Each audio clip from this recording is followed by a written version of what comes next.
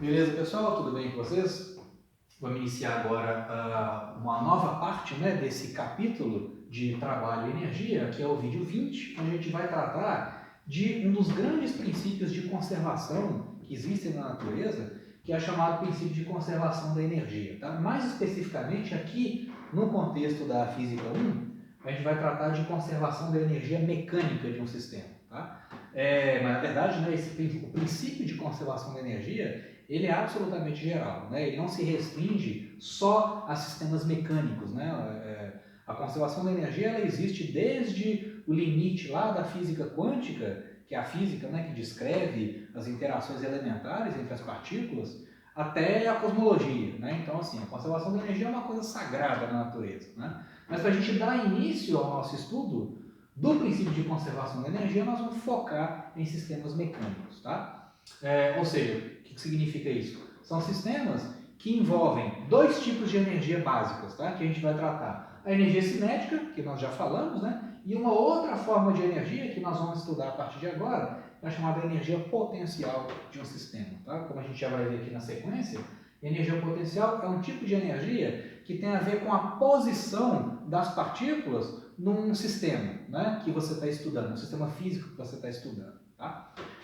Então, a conversa toda começa com um conceito que é o conceito de forças conservativas. O que significa isso? Existem alguns tipos de força na natureza, alguns exemplos, né, de forças na natureza, que têm a propriedade de conservar a energia mecânica de um sistema. O que a gente entende como sendo a energia mecânica? É a soma da energia cinética das partículas lá no seu laboratório, né, no experimento, no sistema que você está estudando, com a energia potencial de interação dessas partículas. Tá?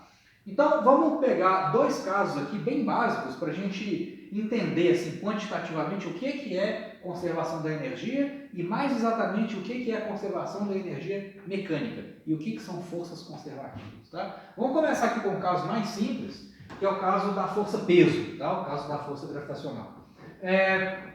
Digamos que você tem aqui uma partícula, um corpo qualquer, de massa m, que é abandonado, né, a uma certa altura h em relação ao solo, é abandonado a partir do repouso. Tá? E aí essa partícula vai caindo, aqui eu vou desprezar qualquer tipo de interação do tipo atrito, né, com as partículas do meio, tá? Então é um movimento de queda livre, eu só tenho a gravidade atuando nessa partícula, tá?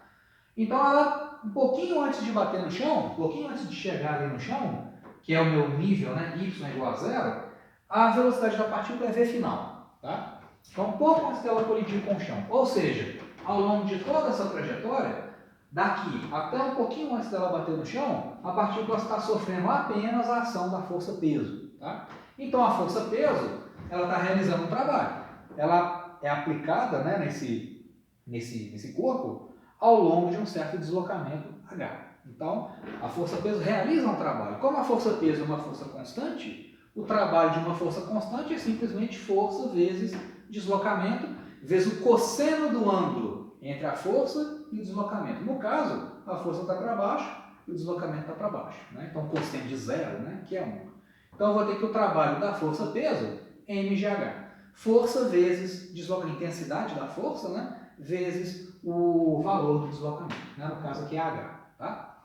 Aí, gente, é o seguinte, vamos pegar essa grandeza, vamos dar um nome para ela. Essa grandeza, esse produto, né, mgh, você vê que ele depende da massa da partícula e depende da posição da partícula no campo gravitacional. Né? Mais exatamente aqui, ela depende da altura que a partícula está em relação ao chão. O chão é o meu nível de referência, né? É o meu nível zero. Tá? Então, essa grandeza, mgh, massa vezes gravidade vezes a altura em relação a esse meu nível de referência, eu vou dar um nome para isso. Vamos chamar esse produto ele tem unidade de joules, né? mgh tem a unidade de trabalho, que é medida em joules. Então, essa grandeza aqui eu vou dar um nome para ela. Eu vou chamar isso aqui de energia potencial gravitacional. Então, eu vou simbolizar isso por essa letra U, é o símbolo de energia potencial gravitacional. Tá?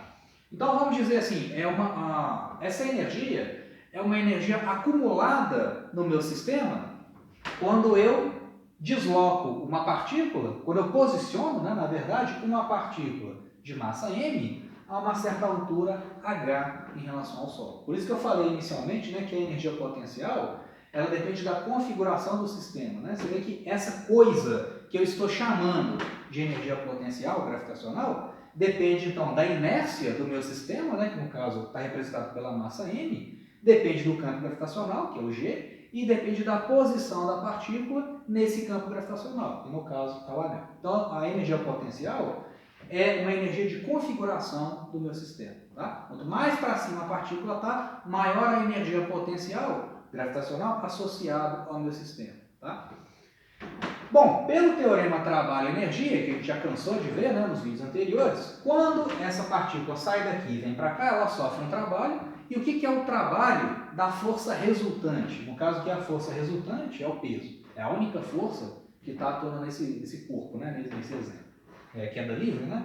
Então, pelo teorema trabalho-energia, o trabalho da força resultante é igual à variação da energia cinética. O que é variação da energia cinética? Energia cinética final, meio de mv2, menos a energia cinética inicial, que é zero, que o corpo estava parado inicialmente. Né? Então, pelo teorema trabalho-energia, esse mesmo trabalho é igual a meio de mv2. Então, eu posso igualar mgh com meio de mv2. Né? Eu vou escrever isso aqui no canto. Então, disso aqui eu tiro o seguinte. Né? Essa relação veio do cálculo do trabalho, da força-peso. Essa relação veio do teorema trabalho-energia. Então, eu posso igualar as duas. Eu posso dizer que mgh é igual a meio de mv final ao quadrado. Legal? Por que eu estou fazendo isso? Olha só, gente. Vamos agora analisar a situação, não do ponto de vista de trabalho realizado, mas do ponto de vista de energia. Tá? No início do problema, quando eu soltei essa massinha M lá do alto, vamos ver quanto que eu tinha de energia potencial gravitacional acumulado no sistema. Eu tinha mgh, massa vezes gravidade vezes altura em relação ao chão. Quanto que eu tinha de energia cinética? Zero, porque o corpo estava parado. Né? Então, a soma das duas, a soma da energia cinética com a energia potencial, no início do experimento, é simplesmente o quê? mgh. Essa soma, energia potencial gravitacional com a energia cinética, que é esse K aqui, né? Essa soma, energia potencial com energia cinética, é o que a gente chama de energia mecânica do sistema. Tá? Então, a energia mecânica no início do experimento é mgh. Tá? Aí soltei a massinha, ela foi caindo, um pouquinho antes dela bater no chão, vamos ver quais que são as energias envolvidas nesse instante. Né? Você tem que, quando a massa, essa massinha M, está batendo lá no chão, um pouquinho antes dela bater no chão, a coordenada Y dela vale quanto? Zero. Né? Então, olha só, energia potencial é massa vezes gravidade, vezes a altura em relação ao chão. Quando a massa está batendo no chão, quando ela está chegando no chão, o H, a altura correspondente, né, é zero. Né? Ela está no nível do solo. Então, a energia potencial é zero nesse instante. Nesse instante aqui, ó, a energia cinética é meio de mv2. Soma as duas aqui, ó, a energia mecânica, então, nesse instante, é meio de mv2. Ué, mas eu acabei de ver, pelo teorema trabalho-energia e pelo cálculo do trabalho da força-peso, eu vi que esse cara é igual a esse. Então, o que isso está me dizendo? Que essa energia total no início do movimento é igual à energia total no final do movimento, por causa disso aqui. Ó. Então, isso está me dizendo que a energia mecânica no início, quando eu soltei a partícula, é igual à energia mecânica no final do movimento, quando ela está quase batendo no chão. Então, isso quer dizer, pessoal, que a força-peso, ela conserva a energia total do sistema. Então, ela é uma força conservativa. Né? Ela conservou a energia mecânica no início e no final e, consequentemente, ao longo de todo o experimento, tá? Ao longo de todo o movimento. Então, sempre que um corpo está se movimentando apenas sob a ação de forças conservativas, eu vou ter uma igualdade desse tipo. A energia mecânica no início é igual à energia mecânica no final. E é a mesma ao longo de todo o movimento, ao longo de todo o experimento. A soma energia cinética com energia cinética com energia potencial é sempre o mesmo valor ao longo de todo o movimento, ao longo de todo o experimento. Tá? Isso remete, né, ao que a gente falou no início desse capítulo, do estudo desse capítulo. Né? Lembra que eu falei com vocês que definir energia não é uma coisa muito simples. Né? Aí tem uma definição lá do Feynman, né, que foi um dos grandes nomes da física aí no século XX, onde ele fala o seguinte: olha, a energia é um número que se conserva. E é justamente isso que está colocado aqui. Né? No caso, a energia mecânica. Né? A gente não está falando de outras formas de energia. Né? Aqui a gente está falando especificamente de energia cinética e energia potencial gravitacional, nesse caso. Né? Então, relembrando o que ele falou, né? Independente das coisas que acontecem num experimento, a energia total no início é igual à energia total no final. E é justamente isso que eu estou tendo aqui. Né? Como é um sistema conservativo, a energia mecânica inicial é igual à energia mecânica final. Então, essa ideia de uma grandeza que se conserva ao longo de um experimento, isso é uma informação muito útil. Isso me permite tratar uma série de sistemas físicos relativamente complicados de uma forma muito simples. Isso aqui me dá uma receita para eu tratar vários problemas na física de uma forma muito simples, usando a abordagem de energia. Tá? Então, depois a gente vai fazer mais alguns exemplos, isso vai ficar mais claro. Tá? Então, a força gravitacional, que é a força-peso, né, é uma força conservativa. Né? Então, usando simplesmente a ideia de conservação da energia, o que eu tenho? Tudo que eu tinha de energia potencial acumulado no meu sistema inicialmente foi convertido em energia cinética ao longo do movimento. Então, ó, no início, eu só tinha energia potencial gravitacional, no final do movimento eu só tinha energia cinética, então uma forma de energia se converteu em outra. O que eu tinha de potencial se converteu em cinética. Se fosse o inverso, se eu tivesse lançado a bolinha para cima, ao invés de abandonado ela, seria o contrário. Tudo que eu forneço de energia cinética no início do movimento vai se perdendo e convertendo em potencial, né? Porque o sistema é conservativo. Né? Estou desprezando qualquer dissipação de energia por atrito. Tá? Então, sempre que isso acontece, sempre que eu ignoro os atritos, né, eu tenho conservação da energia mecânica. Tá? Então, né, nesse caso aqui, se eu estiver interessado em saber a velocidade final da partícula, a velocidade com que ela vai bater lá no chão, eu consigo tirar dessa igualdade aqui, né? Vai cortar aqui a massa, então o V final vai ser a raiz de 2GH. Se você analisar aquele problema usando a cinemática, né, por exemplo, equação de Torricelli ou alguma outra estratégia, lá das equações de queda livre, você vai chegar na mesma resposta. Só que aqui é muito mais simples, né? É só usando a conservação, a conversão de uma forma de energia em outra. Tá ok? Então, aí, bom, então acabamos de ver que a força-peso é um caso de força conservativa, tá? E um outro caso de força conservativa é o caso da força elástica, tá? Que vem lá da lei de Hooke, né, que eu já mencionei para vocês no capítulo anterior, aliás, no início desse capítulo, né? É a lei de elasticidade dos corpos, né? Como que isso aqui funciona? E por que ela é uma força conservativa? Vamos analisar esse problema aqui agora. Você tem inicialmente uma molinha, com uma certa rigidez elástica, que eu chamo de K, né? É uma grandeza que tem a ver com a rigidez da estrutura da mola, né? Essa mola ela tem um comprimento de repouso, né? Um comprimento que a gente chama de um comprimento de equilíbrio, né? Quando eu aperto ou estico essa mola, um corpo que está amarrado nela vai sofrer a ação de uma força elástica. Essa força elástica, a expressão dela é menos K vezes X. X é a deformação da mola e esse menos é só para indicar que a força atua no sentido contrário da deformação da mola, né? Então aqui inicialmente essa mola ela tem um certo comprimento de equilíbrio, né? Nem distendida e nem comprimida.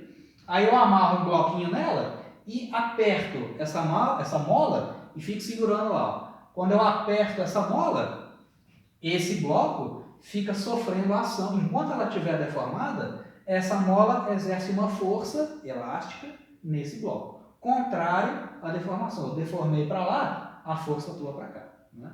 Quando eu soltar essa caixinha, então aqui eu estou segurando a caixinha. Quando eu solto ela, o que vai acontecer? A força elástica exercida aqui pela mola vai empurrar esse bloquinho.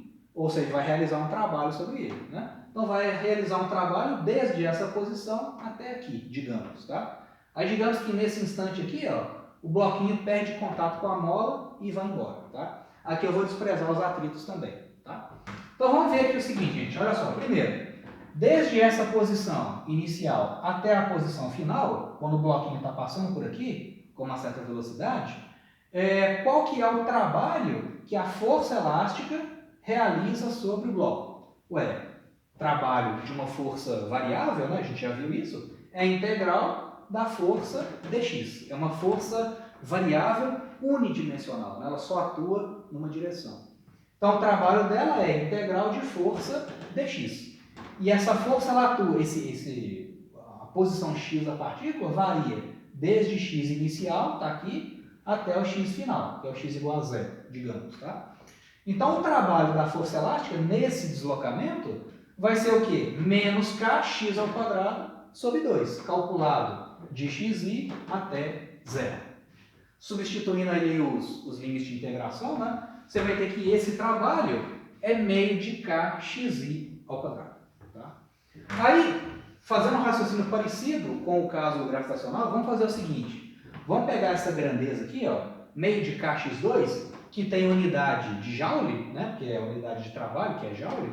Vamos chamar esse cara aqui, ó, de energia potencial elástica, tá? Que eu vou representar por esse U elástico, tá? Então, de novo, energia potencial é uma energia que depende da configuração do sistema, né? Você vê que esse xi é a deformação da mola inicial, né? Então, esse xi é o tanto que eu apertei a mola. Então, quando eu aperto uma mola, eu tenho uma quantidade de energia potencial acumulada no sistema. Essa energia é meio de kx2. Tá? Eu estou inventando, então, definindo uma nova forma de energia potencial dada por aquela expressão ali, ó, meio de kx2. Tá? Meio de k vezes a deformação da mola ao quadrado. Tá? Então, vamos ver o seguinte agora, pessoal. Vamos fazer o mesmo raciocínio que eu fiz aqui, ó. No início do experimento, vamos analisar agora essa situação em termos de energia, não em termos dos trabalhos, em termos de energia. Né? No início do movimento, eu só tinha energia potencial no sistema, certo? Porque o bloco estava parado, a energia cinética dele era zero. Então, no início, quando eu soltei a caixinha e ela começou a se movimentar, né? No início, então, energia cinética zero, a energia potencial elástica, né? Vale meio de kx2. Kx inicial ao quadrado. Né? Então, a soma dos dois, a energia mecânica total, é simplesmente meio de kx2. Tá? Aí, no final do experimento, quando a caixinha está passando por aqui agora, a mola, agora quando a mola, a ponta da mola está passando por essa posição, ela não está nem comprimida e nem distendida. Então, a energia elástica, a energia potencial elástica, né? É zero, que a deformação da mola é zero, e a energia cinética da caixinha é meio de mv2. Então soma as duas ali, ó. Então no final, aqui nessa etapa aqui do movimento, a energia mecânica é o quê? Meio de mv2. Ué, mas olha só, fazendo o mesmo raciocínio que a gente fez no caso gravitacional, eu sei que o trabalho da força elástica é meio de kx2, mas eu posso usar agora o teorema trabalho-energia. Porque o mesmo trabalho, esse mesmo trabalho, é igual à variação da energia cinética. E aí eu vou igualar, vou chegar à conclusão que esse cara é igual a meio de mv2 e que a energia vai se conservar. Tá? Vamos fazer isso, deixar isso mais explícito, né? Aqui na sequência do nosso raciocínio. Tá?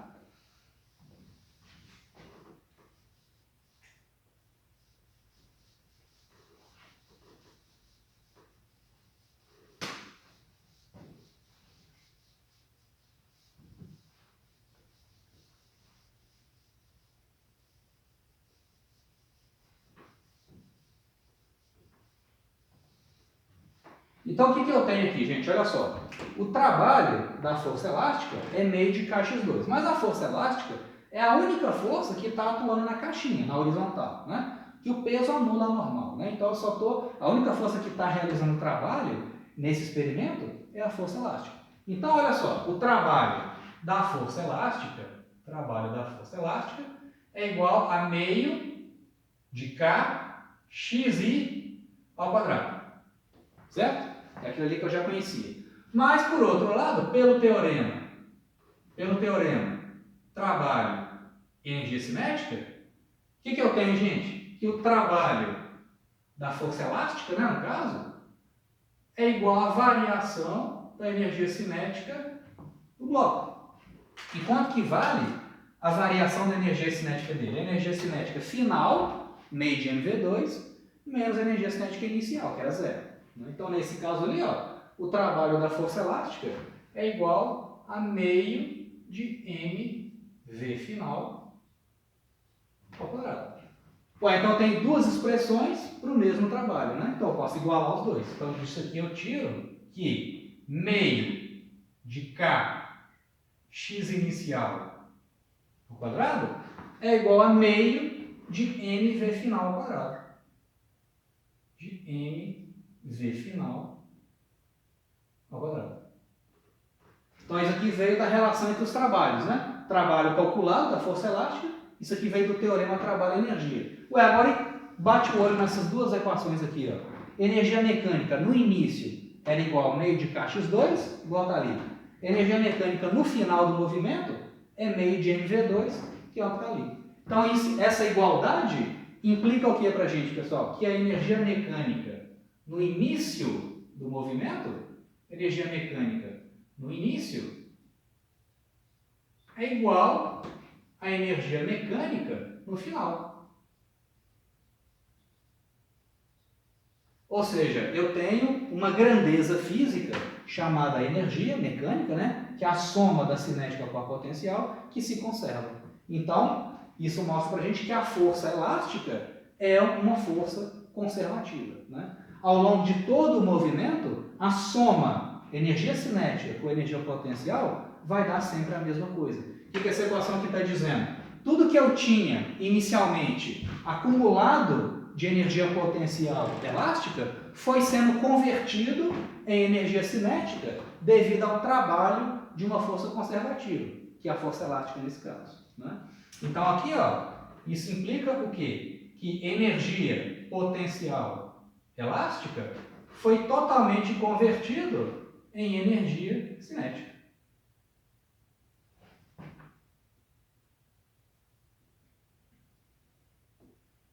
Ou seja, né, a energia mecânica, que é a soma da potencial com a cinética, é uma constante. Ao longo de todo o movimento. Então, esse é um exemplo de um sistema onde eu tenho conservação da energia mecânica. Tá? Então, a força elástica, então isso implica, né, que a força elástica é conservativa.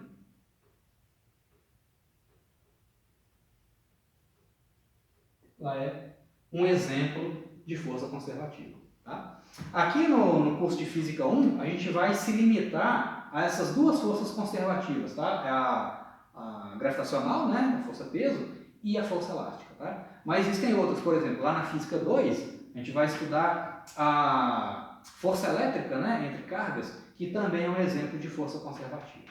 Tá? Então tá, gente, esse é só um vídeo introdutório, né, sobre conservação de energia mecânica, e aí no próximo a gente faz mais alguns exemplos, tá, mais simples, e aí damos sequência no estudo das forças conservativas.